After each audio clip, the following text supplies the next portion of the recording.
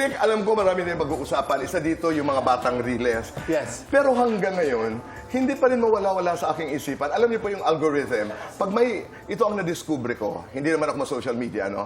Pag meron kang hilig panoorin, yung talagang ibinibigay sa'yo.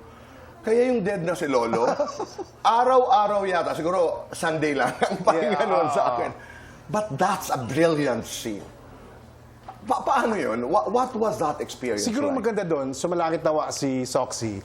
Kasi yung pelikulang yun, pinag-uusapan lang talaga. Meron siyang script, parang framework. Pinag-uusapan lang ni Soxy sa inyo? Yes. Kunyari may eksena. Ito yung mangyayari. Diyan yung tatay, andito yung magkakapatid. Nakakapagsalita ko na, Sox, ano gagawin ko? Upo dyan, tapos may mga nakatayo dyan, bahala ka na doon sa mga boys na nakatayo. Tapos yun, bubulong na ako. Kasi hindi ko sinasabi na kung anong gagawin ko sa mga kasamaan ko, like si Gina. Si Gina lang kasi, di ba? Bungisingis siya in real life. So, tuwan-tuwa ako pagkasama ko siya. Kaya siya parang pinapatawa ko siya talaga. So, nung sinabi ko kay Soxy na, Sox, gawin na lang natin yung habang nakatingin ako dun sa mga boys. Sabi ko, pakurot mo na lang ako kay Beth. Hindi ba? Si Oro. Oro. Kaya nga nire-rehearse pa namin yung pagkurot niya sa akin.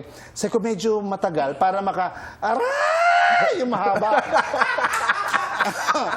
Para, kasi di ba pag kinurot siya, ginawa niya kasi yung una, kinurot lang ako. So hindi, kailangan may ganun. Para aray! Tapos harap ako dun sa mga nakikiramay na, aray! Itay! Ang sakit! Di ba?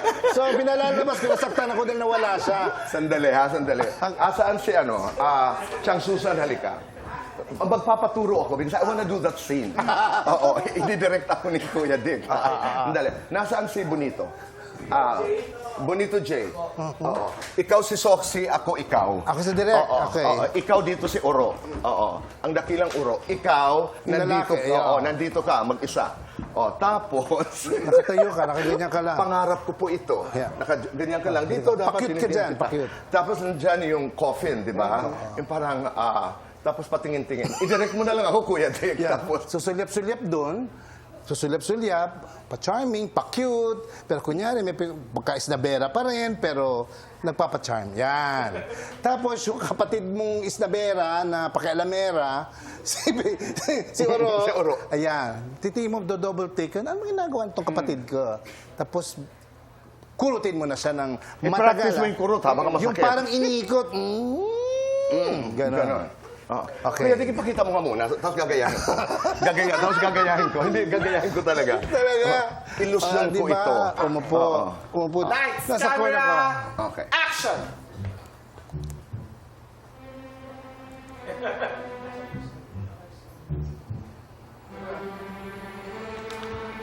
Aray! Itay! Ang sakit! Ang sakit, Itay! Ang sakit! Ako nga, Kuya Dick. Gagawin mo. Ako nga. Ito boy Ako. Huwag mong sasakitan. Rolling! Dali. Okay. Motor. Rolling. Action!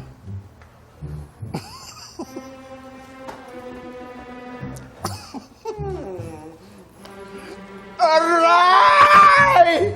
Tay! Pwede na. Sakit! Ay, nako.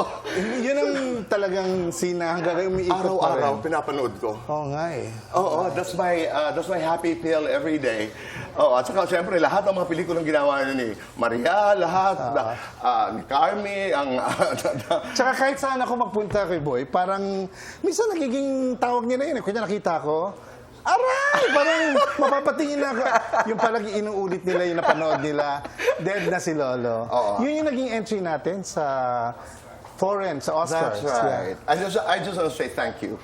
Kasi ang sarap-sarap isipin na may nagpapasaya sa'yo. Ganun pala yun. Sa social media, it's not all bad.